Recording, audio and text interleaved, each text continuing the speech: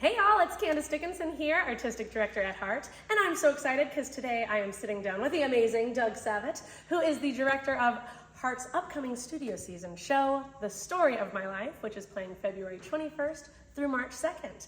And we are going to get to know a little bit more about the show today. Yeah. So as always, first we got to talk about how the show became a part of the studio season. And I'm actually going to talk about it because Doug kind of came on a little later in the process. I'm so happy he did. So this was actually submitted in 2023, in 2022 for the 2023 season. It didn't work out that year because we were already doing a show we had done in the past, Loves of Elaine, and this one we also have done, but it's been a long time. There was a production in like the early teens or even like aughts, I don't remember. But regardless, didn't work out for 2024. And what you may not realize is we get a lot of submissions every year, and there's so many factors that play into like whether it can fit into that season. So we've basically been trying to make this work since then. It also didn't work out for 2024, and it finally made it into a spot for 2025, but was submitted by Eric Martinez, and he didn't have a director. I knew that Doug, being a wonderful play director, you may have seen his production of Death of a Salesman at HART, is wanting to get more into musicals, and so I thought, that actually might be a really great fit for Doug. I feel like this show is very like you-coded in a way. I don't know, you like shows that I feel like need a concept, like a visual concept. I feel like you thrive on that, and I knew that needed this, so and it worked out. And I know you kind of have a relationship to this show too, right? Yeah. I knew of this show in college. I think it came out when I was in college, and I had sung a song from it in voice classes, and then my senior year of college, I tried to produce my own version of it and direct it. Didn't get very far, like nowhere at all. Yeah. But yeah, it's been in the back of my mind for a long time. So. Yeah, I love that. And I love when that kind of works out and comes full circle. And then the other kind of cool part are so the two other people in this show is Mark Jones, which is really cool as well because he was a part of the first time we did it here at HART back in the year that none of us know. We're fantastic journalists over here at HART. But he's playing the other role this time around. So that's really cool for him. And then, of course, we have the amazing Kelly Jackson that joined as our music director, and she'll also be playing piano for the show. Kelly has music directed a lot of shows here at HART now. I don't even think I can name them all. So let's get into what it's about. So will you go ahead and tell the audience a little bit of the synopsis of the show? Yes, so it's a two-person musical revolving around Thomas Weaver, who's being played by Eric Martinez, and Alvin Kelby, who is Mark Jones. And it's essentially a show about childhood friendship and growing up. And so what it is these two characters as children made a pact that when one of them dies, the other one will give the other one's eulogy. And so Alvin has passed away. Thomas is now a successful writer. He's come back to his small little town to give this eulogy. And basically, from the start, what's going on is he's struggling a lot to do this. And part of that revolves around the circumstances of Alvin's death. Part of it is just kind of this, as they've grown apart over the years. And so what happens very early on, kind of like at the end of the first song, Alvin appears. And so we're kind of in this quasi-liminal space of Thomas's memory a bit. And they sort of go back through these stories and memories that they have. And Alvin is trying to help Thomas basically remember these things while also in a way kind of letting go of the things he doesn't know and moving on. And it's just a really sweet story about, a harder topic. That's basically what it is. And beautiful music. It's gorgeous music, gorgeous music. I think that's why, so many people want to do the show, why we've done it, is because, there's a real draw to it. It's a beautiful show to get to sing and to experience. So let's talk a little bit more about what your concept is for the show. What is it going to look like, this liminal space? Yeah, so I know, if you know me, I like to do things differently.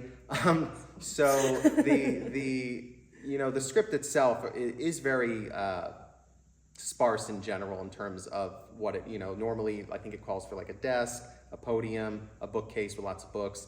We're doing something a little different. So we have basically this long runway bridge-looking thing with a couple chairs. We're calling it a bridge.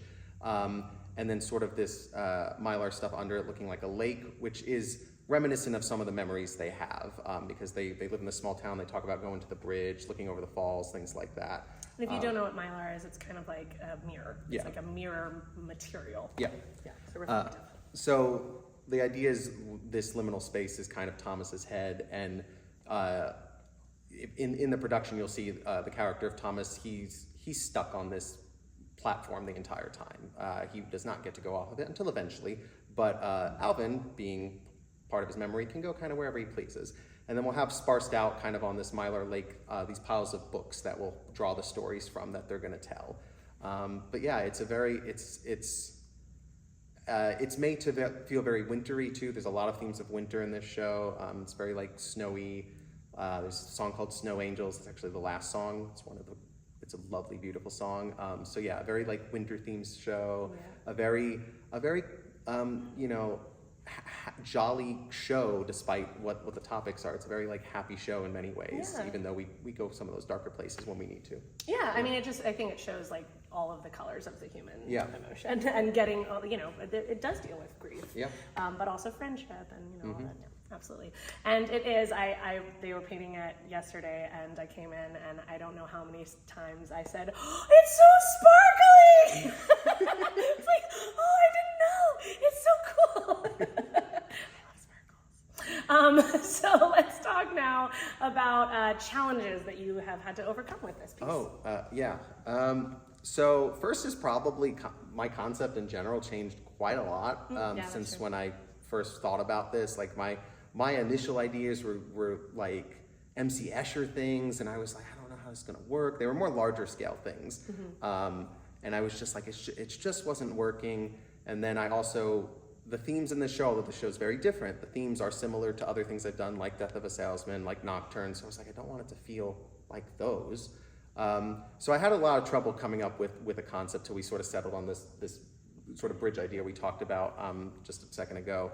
One of the other things for me doing a musical is just like as we've gotten further on in the process, because we started with our music rehearsals, and as we get further on, there's like things I wish I noticed earlier that I'm like, let's go back and like change some music things that we did, like, and they're just things that they're minor things, but they're things like, it's gonna make it so much more poignant, and it's those kind of things that are like, I'm trying to like catch more like now, and I'm wishing like, I wish I caught that earlier, so we were already set there, but now we can explore with it. It is I'm glad you brought that up, because it is something you really have to think differently about as a director in musicals, because you can completely change the cadence of how you're talking, where you emphasize things, all of that. You can't really do that in music. No. It's set for you. Yeah.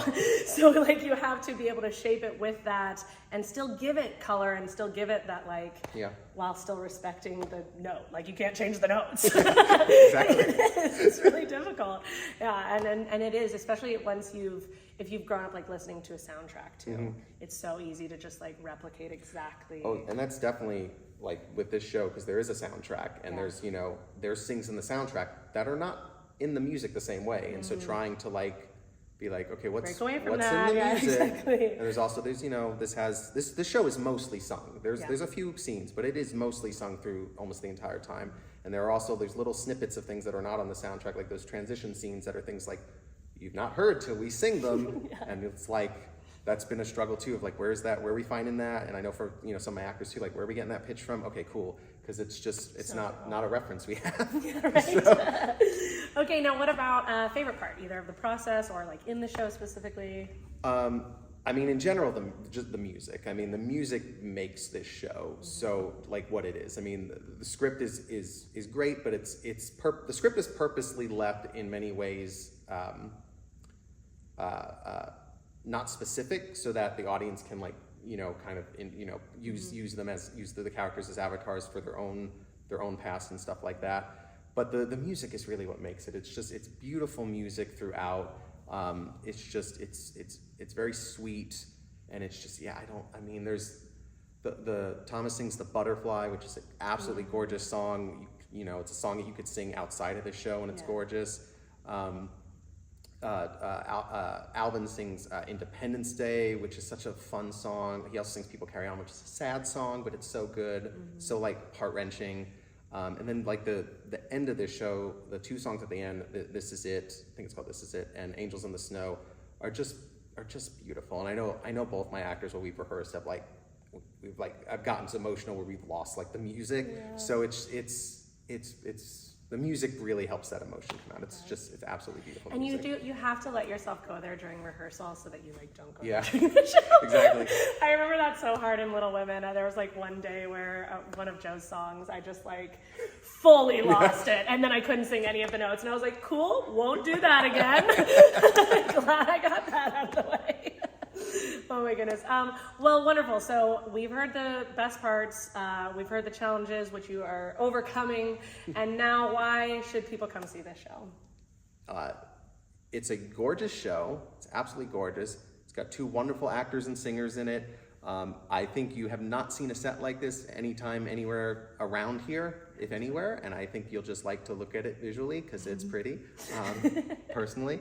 Sparkly. But it's also, the show is just, it really is, it's going to bring you back to that nostalgia childhood feel and that idea of like what it was like as a child, having your best friend as a child, sort of that idea of growing up and the misconnection and kind of getting it back and just, it's so relatable. It's such a relatable show, especially as you grow up. Like, I think it's the idea of like enjoying the past, but understanding you can't live in the past. And it is. I think this shows like a really wonderful balance of like providing the kind of escape and just like the entertainment that you want from theater, while still being able to stick with you and like make you think about things later. Like I think it has that really nice balance where it's not too heavy, it's not too fluffy. It's like right in between. I agree. I totally agree.